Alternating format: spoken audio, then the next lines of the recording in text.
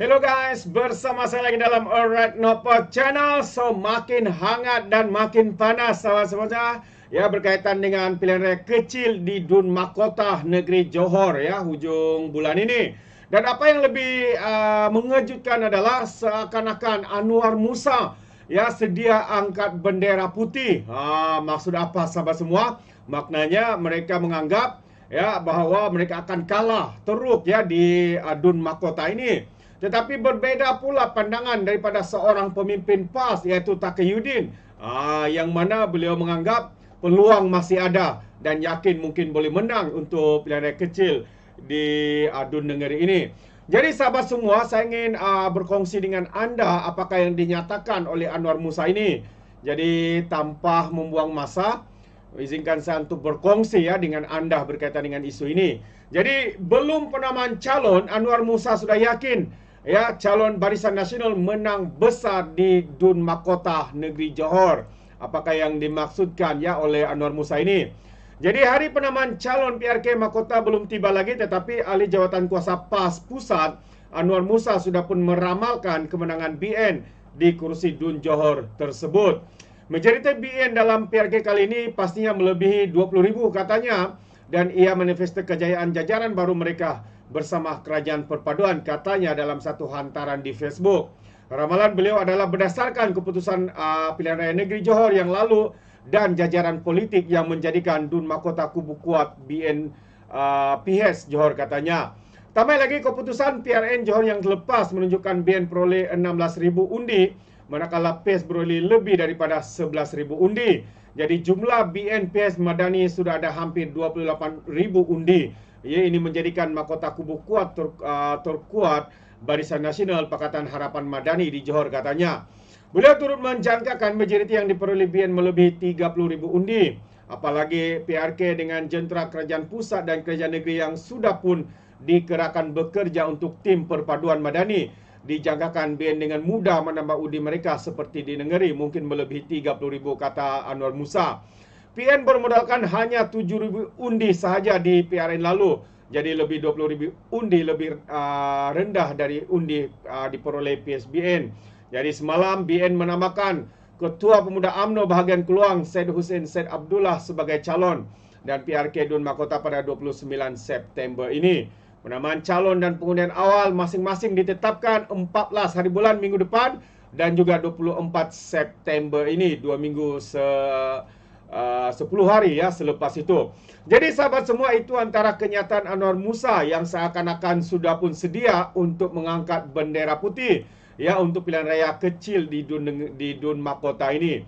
Dan kita boleh lihat bagaimana mereka hilang keyakinan, mereka mula merasakan bahawa mereka tidak akan ada peluang ya untuk menang, walaupun seorang pimpinan daripada PAS juga berkata Dun Makota katanya bukan kubu kuat Manapati. Itu kenyataan. Kenapa kedua-dua pemimpin PAS ini berbeza pandangan sahabat semua? Seorang angkat bendera putih, seorang lagi mengatakan ada peluang untuk menang. Jadi mari kita lihat satu lagi kenyataan daripada Taqiyuddin, yang mana katanya PN menganggap bahawa kursi Dun Makota bukan kubu Manapati. Itu antara kata-kata daripada Setiausaha Agung PAS Taqiyuddin Hasan.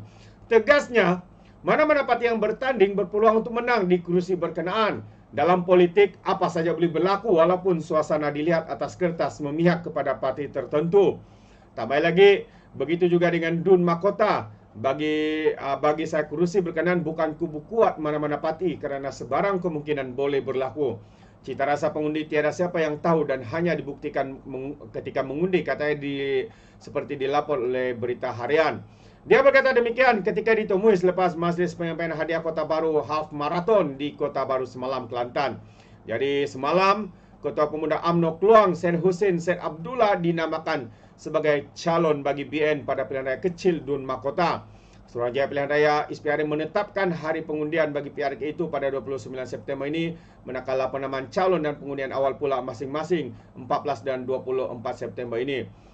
Itu dia sahabat semua, antara kenyataan yang agak mengejutkan ya daripada kedua-dua pemimpin PAS ini. Seolah-olah mereka sudah putus harapan ya, seolah-olah mereka sudah angkat bendera putih, walaupun ya walaupun ada di antara mereka masih untuk bersikap sombong katanya ada peluang untuk menang. Itu antara kenyataan ya daripada Taqiyuddin Hasan, sahabat-sahabat semua. Jadi apapun kita tunggu dan lihat ya, keadaan semakin menarik untuk kita lihat ya apa yang bakal berlaku pada pilihan raya kecil ini. Itu dia. Dan sebelum saya akhiri, saya juga ingin kongsikan ya kenyataan terkini daripada timbalan Perdana Menteri yang kedua, Datuk Fadillah Yusof. Ya, apabila beliau mengatakan bahawa Malaysia memiliki ciri ya, Malaysia memiliki ciri yang baik ya untuk terus ya membangun ekonomi. Itu antara kenyataannya daripada timbalan Perdana Menteri yang kedua, Datuk Fadillah Yusof. Jadi apa yang dimaksudkan ya oleh TPM kedua ini yang menarik juga untuk saya kongsikan bersama dengan anda sahabat-sahabat semua. Tapi sebelum itu kenapa nih agak tersetak sikit kita punya internet. Alright, jadi ini antara kenyataan ya daripada Datuk Fadillah, katanya pertumbuhan ekonomi peningkatan meliputi pelaburan ekspor dan peluang pekerjaan serta inflasi kekal rendah adalah ciri yang amat baik untuk negara kita. Malaysia bergerak sebagai negara yang terus membangun, kata timbalan Perdana Menteri Datuk Fadillah Yusof. Fadillah berkata Malaysia akan dapat menumpukan usaha untuk terus membangunkan negara berasaskan semua ciri itu yang ditambah dengan kestabilan politik. Jadi ini merupakan ciri yang amat baik untuk kita menuju sebagai sebuah negara yang terus membangun dari sudut ekonomi. Dan dengan ekonomi yang kukuh itu kita akan mengharapkan kedudukan sosial rakyat akan meningkat. Tambah lagi, ya seterusnya kita akan dapat memberi tumpuan ya dengan kestabilan politik yang wujud ini untuk terus membangun dan meningkatkan ekonomi untuk kesejahteraan rakyat, katanya kepada pemberita selepas melepaskan peserta larian Duo Highway Challenge 2024 di Petaling Jaya hari ini. Fadillah berkata demikian bagi mengulas titah ucapan yang di Pertuan Agong Ibrahim yang menzahirkan perasaan sukacita dengan keadaan ekonomi dan prestasi perdagangan negara yang bertambah baik dan menunjukkan peningkatan. Seri Paduka Baginda juga berharap agar kerajaan terus berusaha merancangkan ekonomi negara bagi mewujudkan lebih banyak peluang pekerjaan dan meningkatkan pendapatan serta taraf hidup rakyat. Sultan Ibrahim bertitah demikian pada istiadat menghadap dan istiadat pengurnian Darjah Kebesaran Bintang dan Pingat Persekutuan sempena sambutan ulang tahun Hari Keputusan Rasmi yang di Pertuan Agong Sabtu yang lalu. Fadillah yang juga Menteri Peralihan Tenaga dan Transformasi Air berkata, Malaysia adalah antara negara yang mencatatkan pertumbuhan ekonomi yang amat baik dalam keadaan ketidaktentuan ekonomi global. Ini terbukti apabila negara merekodkan pertumbuhan keluaran dalam negara kasar KDNK 5.9% bagi suku kedua tahun 2024 berbanding 4.2% pada tempo yang sama 2023, katanya. Jadi beliau berkata selain itu, ya jumlah pelaburan, ekspor dan peluang pekerjaan juga meningkat di samping inflasi yang kekal rendah, katanya, terbaik. Jadi itu sebenarnya realiti ya ekonomi negara kita yang sedang berkembang, yang sedang menuju kepada kebaikan ya di dalam meningkatkan KDNK, ya, inflasi kekal rendah, pelaburan yang meningkat, ya banyak lagi lah yang menunjukkan signal positif. Walaupun kadang-kadang pihak pembangkang ini mengatakan kerajaan ini gagal dan sebagainya, tapi hakikatnya sahabat semua itu hanya cakap kosong daripada pihak pembangkang. Kerana mereka sudah tidak ada modal ya untuk dipolitikkan.